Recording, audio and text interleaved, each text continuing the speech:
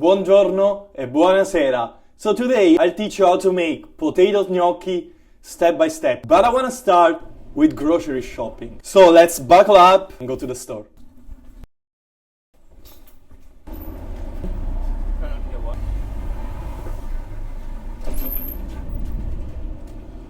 So let's start with the potato choice for gnocchi. My favorite ones are red potatoes. Those Idaho potatoes are more than fine. You usually want to get it a little more old, but wait, based on what you find, every type of potato works, meaning that you're gonna end up with gnocchi. But the most flavorful one and perfect for gnocchi are the red ones. I don't have the big ones here, so I'm just gonna get those small ones. It's gonna be a pain in the butt peeling all of them, but whatever. We're gonna do gnocchi in the most classic way with tomato sauce. I also got some tomatoes, garlic, and basil somewhere here. If you want to see how to choose your tomatoes and how to make a tomato sauce step by step, you have a video on my profile right here. So we also need flour for the gnocchi, but all of those one guys are super highly processed. I don't like them. They're also all purpose. You rather use 00 type flour. I have it home, so today I'm not buying it because none of them it's good enough. The only thing that we're missing, which is not even mandatory, are eggs. I like to put some eggs in it. You usually get 1 egg for each 100 grams of potatoes,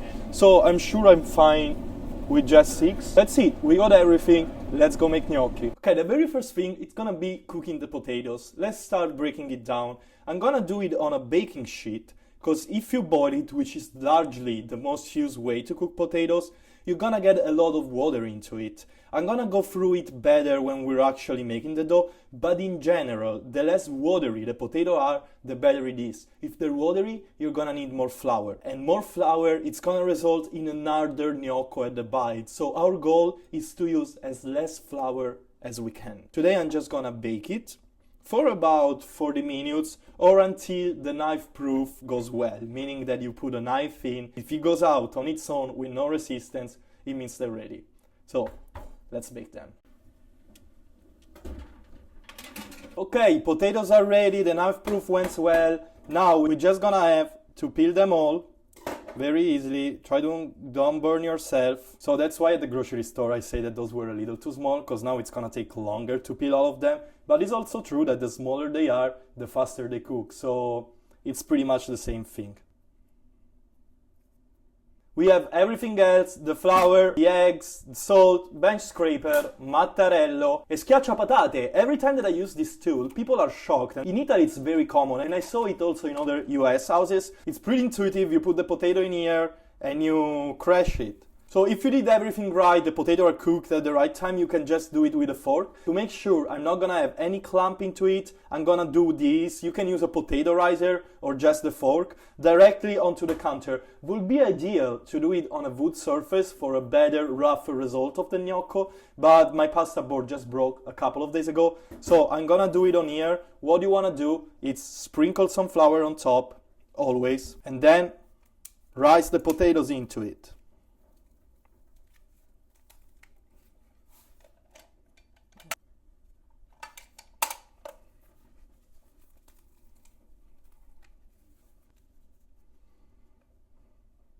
So as we do with pasta, we're gonna do a well at the center, kind of building that volcano shape. And we crack 1 egg for every 100 grams of potatoes. Add a little pinch of salt, crack the eggs.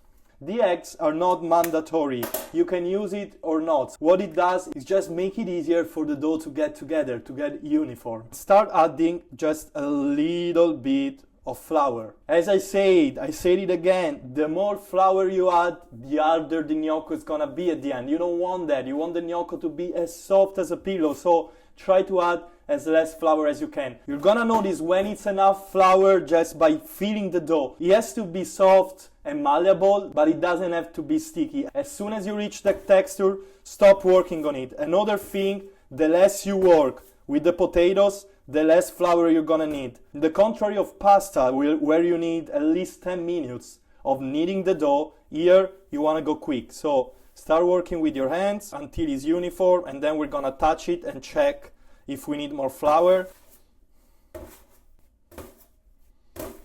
You see, it's still a little too sticky, so we add a little bit more flour on the bottom and on the top. We need it a little bit more.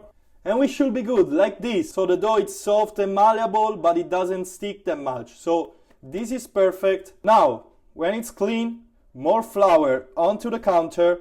We put the dough on top and we give it a gentle roll with the mattarello rolling pin. A little like this and a little like that.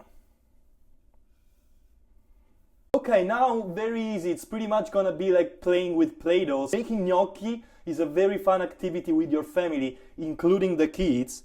Maybe don't use the knife as I'm doing, just use a bench scraper to cut it. But what you're gonna do is making sure there is enough flour on top so it's not gonna stick, and cut some stripes.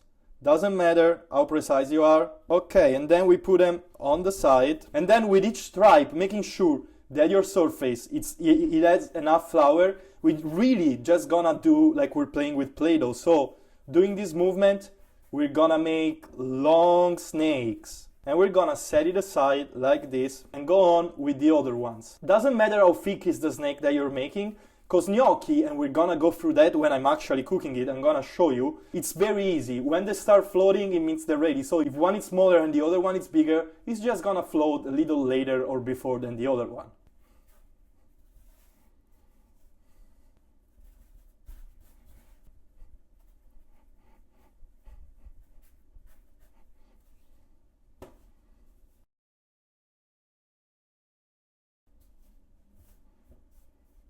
So guys, I gotta be honest with you. I don't know why you roll it, as I showed you before, because you're messing with it anyway. It's not like fresh pasta that has a reason why you're rolling it. So you can just probably take a piece of the dough like this and rolling it. The result is the same, so do as you prefer. I roll it because that's what my nonna used to do and that's what they teach me, but I cannot tell you why. Okay, what we're doing now, we take some of those, put it next to each other, and then we cut the gnocchi. I use a knife because it's easier, I'm more used to, but a bench scraper works too, especially if you're cooking with your kids. So what we're gonna do is just cut little pillows about 2 centimeters, and that's it. Here you have your gnocchi. Now, I bet you saw a lot of people online rolling into the fork or on that specific tool made of wood to make the stripes. We don't do it at all in my region. I'm not gonna do it today. What it does is just helping a little bit to hold the sauce together, but it's not that important. So you can easily skip the stripe parts and do as I'm doing. We're gonna set it aside and keep working with the other ones.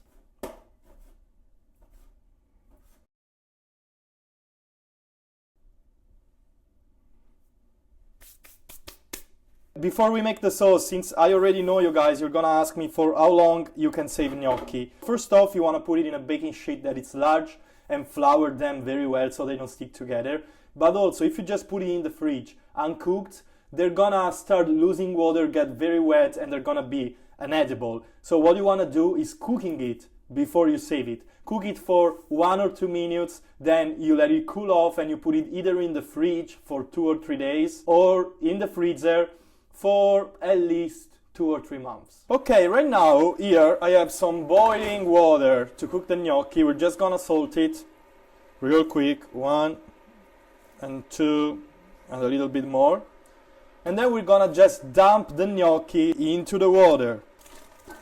At first you really wanna move this water so the gnocchi don't stick.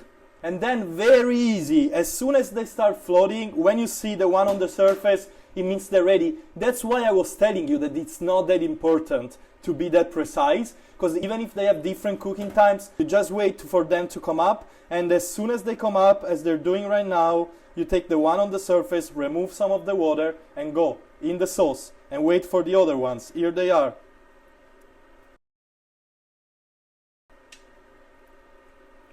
In the sauce again. If you're not eating up the gnocchi in the sauce again, you want to wait 1 minute, 1 minute and a half after they float, but since we're heating it up in the sauce, I'm gonna take it out right away as soon as they're floating in the sauce. In the sauce. At some point they're gonna start coming all together, and you kind of want to be quick. And here they are. Bellissimo. Okay, right now let's remove this huge pot from here. Switch it back on. And now we're just gonna mix 1 or 2 minutes and then we're done, that's it. Just be a little careful while you're mixing because they're soft. But other than that, it's all super easy. You guys saw it. Make sure you subscribe to see more Italian cooking tips to make amazing Italian food in a super easy way.